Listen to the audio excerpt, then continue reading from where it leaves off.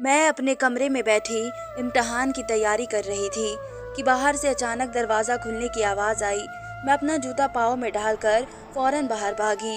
मैं जैसे ही दरवाजे तक पहुंची, मैंने देखा भाभी रोती हुई अंदर आई और भागते भागते कमरे में बंद हो गई, जबकि माँ उनके पीछे तेज़ी से भागती हुई आ रही थी।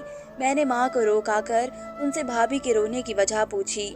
तुम्हारी भाभी ड्रामे कर रही है, उस पर ध्यान मत दो और अपने पेपरों की तैयारी करो। माँ की बात सुनकर मुझे बहुत हैरानी हुई, क्योंकि भाभी तो इतनी अच्छी है, उन्होंने तो कभी किसी का कोई मक्कारी नहीं की, तो फिर अम्मा ऐसा क्यों बोल रही थी। मैं सोचते हुए परेशानी से कमरे में जाकर पढ़ने बैठ गई। सारा दिन यूं ही उदासी से गुजरा था। भाभी सारा दिन कमरे से बाहर न निकली, पर मेरे पेपरों को ध्यान रखते हुए खाना भी उस दिन माँ ने ही बनाया।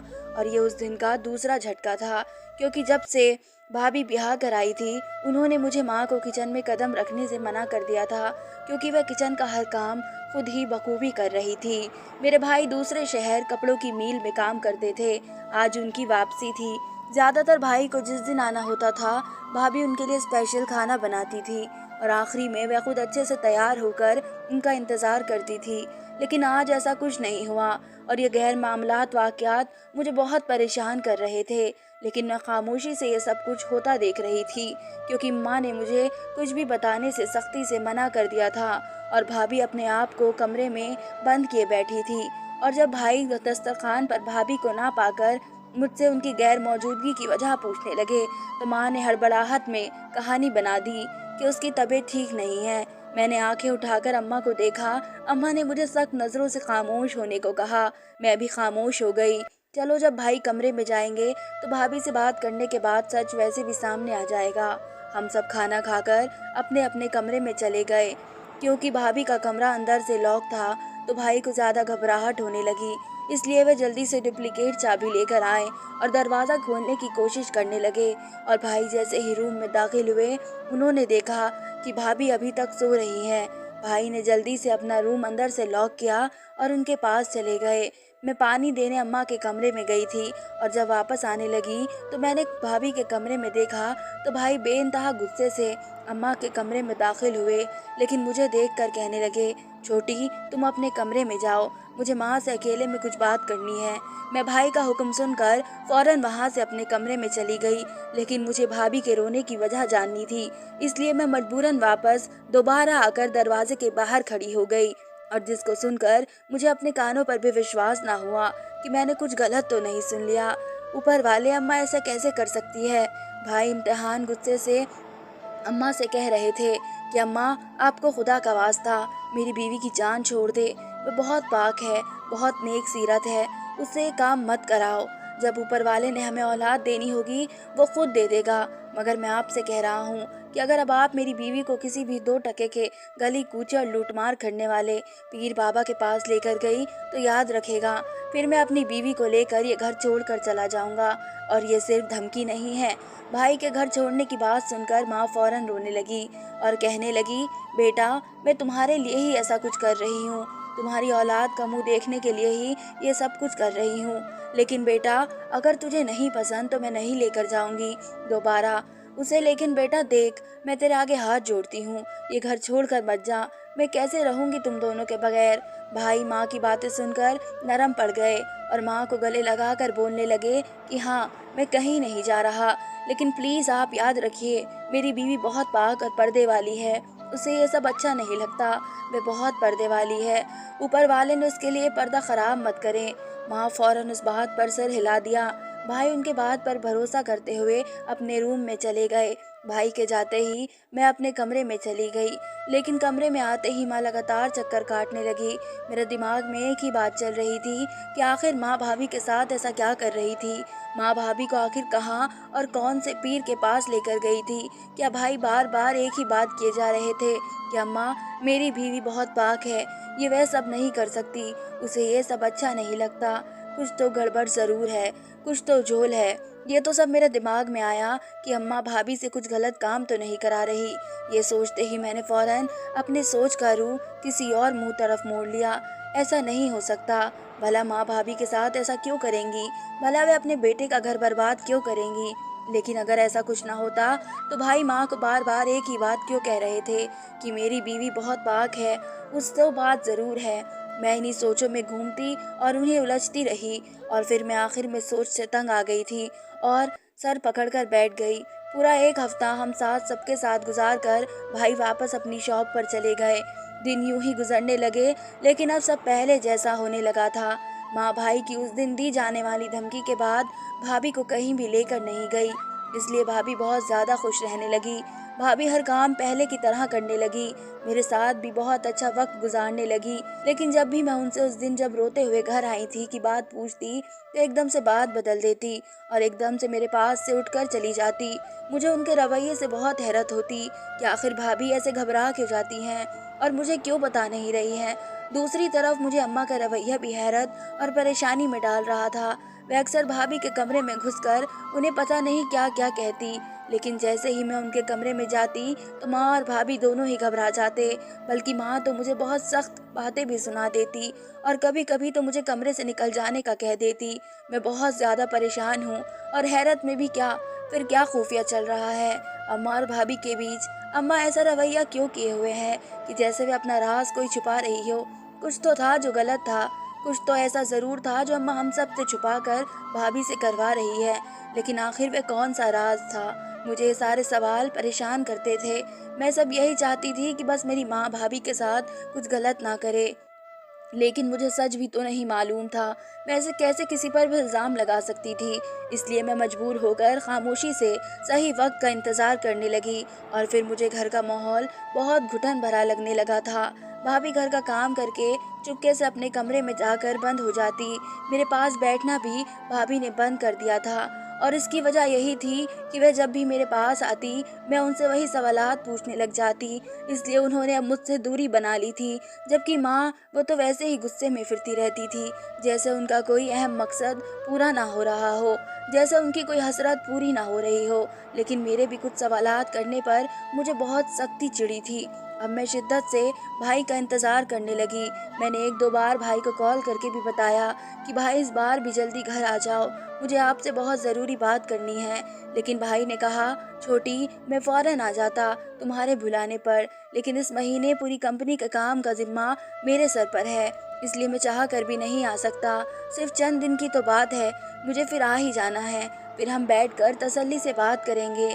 भाई की मजबूरी को देखकर मैंने मजबूरन खामोशी अख्तियार कर ली। मैं चुपचाप बैठकर भाई का इंतज़ार करने लगी। एक दिन अम्मा के दोस्त हाथ में मिठाई का डब्बा लिए घर आई। अम्मा से मिलकर आंखों ही आंखों में अम्मा को कुछ इशारा करने लगी। मुझे इनकी यह हरकत बहुत अजीब सी लगी, बल्कि उनकी सारी हरकतें मुझे बहुत अजीब सी लगी और अम्मा भी उनका इन अजीब हरकतों में पूरा पूरा साथ दे रही थी और यही चीज़ मुझे चौंकाने पर मजबूर कर रही थी। थोड़ी देर गुजरी कि फिर भाभी नाश्ते की भरी प्लेट लाकर प्लेट रखने के बाद वहाँ से जा नहीं लगी थी कि अम्मा की दोस्त आंटी ने भाभी का हाथ जोर से पकड़ लिया। भाभी ने मुड़कर उनकी ओर सवाली नजरों से देखा कि आंटी, कुछ भी बोलने से पहले अम्मा बोल पड़ी, बेटा थोड़ी देर यहीं बैठ जाओ, मेरी दोस्त तुमसे कुछ बात करना चाहती है। अम्मा और उनकी दोस्त बार बार नजरों का तबादला कर रही थी और उनके चेहरे की मक्कारी मुस्कुराहट की अनहोनी का संदेश दे रही थी। मुझ पर तो पहाड़ टूट पड़े थे। नायला आंटी भाभी का हाथ पकड़कर उनसे मगरूर आवाज में कहने लगी, देखो, अभी 1 साल भी पूरा नहीं हुआ है मेरे बेटे की शादी को। देखो, मेरी बहू ने मुझे साल ही खुशी से नवाज दिया। अपनी शादी के पहले साल ही मेरी गोद में एक सेहतमंद पोता डाल दिया। भाई ने तो बहुत ही खुशकिस्मत हूँ। नायला आंटी का अंदाज कुछ ऐसा था कि जैसे वह भाभी को नीचा दिखाने की कोशिश कर रही हो। भाभी से नीचे किए चुपचाप बैठी थी और वह बेचारे कर भी क्या सकती थी। इतने में ही अम्मा की दोस्त ने बस नहीं की और बकायदा भाभी से पूछने लगी कि तुम्हारी तो शादी को 2 साल हो चुके हैं, तुमने अभी तक खुशखबरी नहीं सुनाई। भाभी उनका सवाल सुनकर एकदम सोच में पड़ गई थी, ना में सिर हिलाने लगी थी। तो नायला आंटी भाभी का हाथ पकड़ कर कहने लगी, तुम हो तो बहुत खूबसूरत, कोई ऐब भी नजर नहीं आता तुम में, तो फिर आखिर कौन सी वजह है कि तुम अभी तक औलाद नहीं पैदा कर पाई हो। फिर वह एकदम से बोली, क्या तुम वास्तु नहीं हो। उनका सवाल सुनकर भाभी रोने लगी और कहने लगी, नहीं आंटी, ऐसा कुछ नहीं है। जब ऊपर वाले को मंजूर होगा तो मेरी झोली जरूर भरेगी। जबकि भाभी की बात सुनकर आंटी बोली, लड़की दुआ के साथ साथ दवा और दम भी जरूरी होता है, लेकिन आजकल की नस्ल को कौन समझाए। उनकी बात सुनकर भाभी अपने आंसू पोंछकर चुपचाप अपने कमरे में चली गई। आंटी भी अम्मा से मिलकर फौरन रफूचक्कर हो गई। आंटी के जाने के बाद थोड़ी देर बाद ही भाभी अपने कमरे से निकलकर अम्मा के पास आई और आंसू साफ करके अम्मा से कहने लगी कि मैं मांझी राजी हूँ उस पीर के पास जाने के लिए, बस ये बात किसी भी तरह आमिर को पता ना चले। अम्मा मुस्कुरा कर कहने लगी, ये तो तुमने बहुत अच्छा फैसला किया। भला मैं क्यों बताऊंगी अपने बेटे को, बल्कि तू खुद ख्याल रखना कि किसी तरह ये बात उसके कानों तक ना पहुंचे। भाभी भी रोते हुए कहने लगी, अब मुझसे ये बांझपन के ताने नहीं सुने जाते, इसलिए मैंने फैसला कर लिया। आप बेफिक्र रहिए, मैं ये बात हरगिज भी आमिर को नहीं बताऊंगी। भाभी ये कहकर अपने कमरे में चली गई। जबकि भाभी के जाते ही अम्मा मक्कारी हंसी हंसते हुए जल्दी जल्दी अपने कमरे में चली गई। मुझे बहुत अजीब लगा, इसलिए मैं भी अम्मा के पीछे पीछे गई और उनके दरवाजे के पीछे खड़ी हो गई।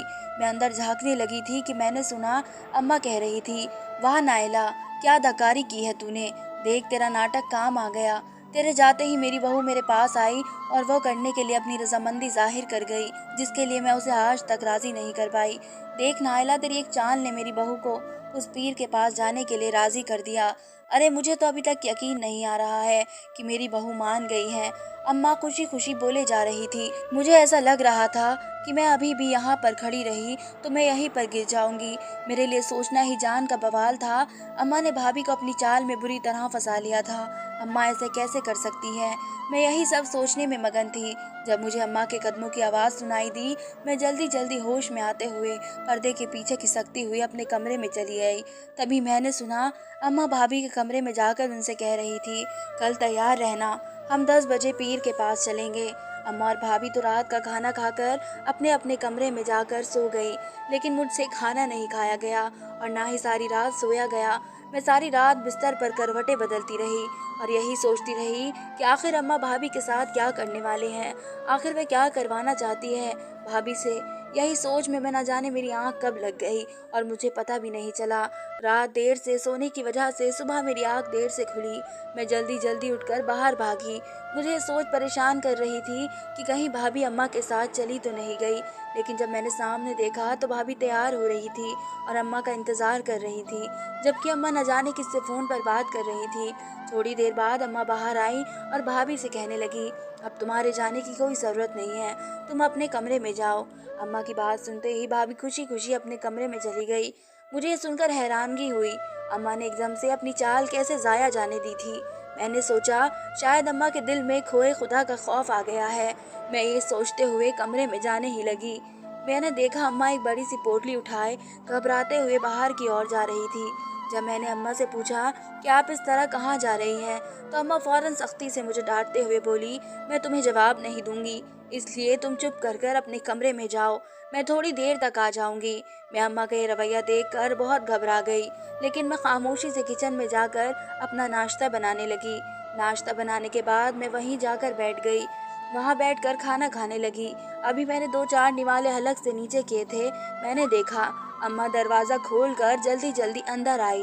दरवाज़ा अंदर से बंद किया और सीधा भाभी के कमरे में चली गई। मैं अपना नाश्ता वहीं पर छोड़कर अम्मा के पीछे भागी, भाभी के कमरे में चली गई। अब मैंने देखा अम्मा अपने पल्लू से एक तेल की बोतल निकाली और भाभी को थमाई और कहने लगी, पीर बाबा ने तेल दिया है। वे कह रहे थे कि ये तेल खास तौर पर बांझ औरतों के लिए ही तैयार किया गया है। न जाने कौन कौन सी जड़ी बूटियाँ और इम्पोर्टेंट जड़ी बूटी शामिल की है। पीर जी कह रहे थे ये तेल तुम्हें रोजाना अपने पेट पर लगाना है, देखना तुम दिनों में ही माँ बन जाओगी। और सबसे पहली बात, इस तेल पर पीर जी ने अपना दम किया है। वे कह रहे थे अगर किसी का पति भी नामर्द हो तो ये तेल लगाने से औलाद मिल जाएगी। भाभी ने तो अम्मा की बातों पर यकीन कर तेल लगा लिया, लेकिन मुझे तो अम्मा की किसी भी बात पर यकीन नहीं था। मैं आखिर मेडिकल की स्टूडेंट थी, इसलिए मैं अच्छे से वाकिफ थी। अभी तक ऐसा कोई साइंस नहीं मिला, ये तो सरासर झूठ है, ऐसा कैसे हो सकता है। मैं यही सब सोचने में मसरूफ थी कि भाई के जोरदार सलाम करने से मैं होश में आई और खुशी से उनके गले में झूल गई। भाई मुझसे पूछने लगे कि तुम क्या बात करना चाहती थी, लेकिन मैंने बहाना बनाकर उन्हें टाल दिया कि बस आपसे मिलने को दिल कर रहा था, इसलिए ये सब कहा था। आप घर का माहौल बहुत खुश हो चुका था। अम्मा भाई से छुपकर भाभी को वह तेल लगा रही थी और भाभी वह तेल खामोशी से लगवा लेती थी, क्योंकि वह भी माँ बनना चाहती थी।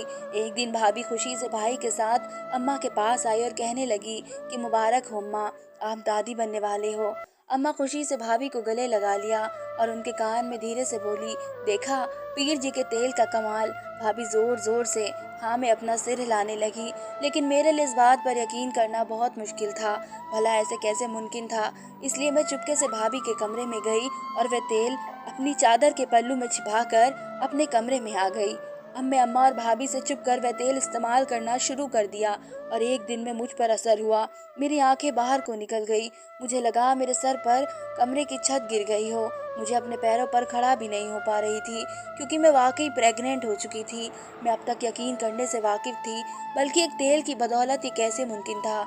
इसलिए अगले दिन यूनिवर्सिटी जाते वक्त मैं तेल भी अपने बैग में डाल कर ले गई और यूनिवर्सिटी पहुंचते ही मैं सर के पास गई और वहां के सर से बात करके उस तेल का टेस्ट कराया। और जब उस तेल का राज मेरे सामने आया तो मेरे पैरों तले जमीन खिसक गई। मेरे सोचने समझने की शक्ति खत्म हो चुकी थी। मैं हैरत से सिर्फ उस तेल को देखे जा रही थी। मैं जल्दी से वह तेल पकड़े घर गई। मेरा नाम खतीजा फातिमा है। मैं MBBS डॉक्टर हूँ। हम 2 बहन भाई हैं। मेरे अब्बा 5 साल पहले ही मर चुके थे।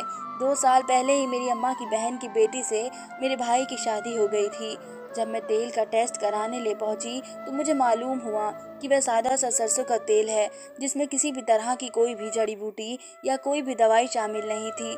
इस बात ने मेरे शौक ने मजबूर कर दिया था और मैं तेल पकड़कर यूनिवर्सिटी से बाहर निकली और यूनिवर्सिटी से सीधा हॉस्पिटल आई और अपने टेस्ट कराए। टेस्ट की रिपोर्ट पढ़ते ही मुझ पर पानी पड़ गया। डॉक्टर कहने लगे फूड पॉइजनिंग हुई है, जिनकी वजह से आपको कल से लगातार उल्टी आ रही है। यह सुनते ही मैं अंदर ही अंदर शर्मिंदा हुई। एक पढ़ी लिखी लड़की होने के बावजूद मैं इतनी बेवकूफ़ कैसे हो गई। डॉक्टर की हिदायत के मुताबिक मैं एहतियात लिए घर वापस आ गई और आते ही भाई के सामने अम्मा और भाभी के तेल की हकीकत बताने लगी। अम्मा तो ये सब सुनकर सट्टे में चली गई, जबकि भाभी रोते हुए कहने लगी, मुझे तो पहले दिन से ही वह पीर वाले बाबा फरेबी लगते थे। मैं जब पहली बार उसके पास गई तो वह शख्स कभी मेरे हाथ पकड़ लेता तो कभी मेरे कंधे पर बाजू रख लेता। मैंने अम्मा को ये सब बताया, लेकिन अम्मा मेरी बात का यकीन नहीं कर रही थी। अम्मा का दिल टूटा तो वह रोते हुए कहने लगी, मैं तो अपने बेटे की औलाद देखने की खातिर इतनी अंधी हो चुकी थी कि उस फरेबी को पहचान नहीं पाई।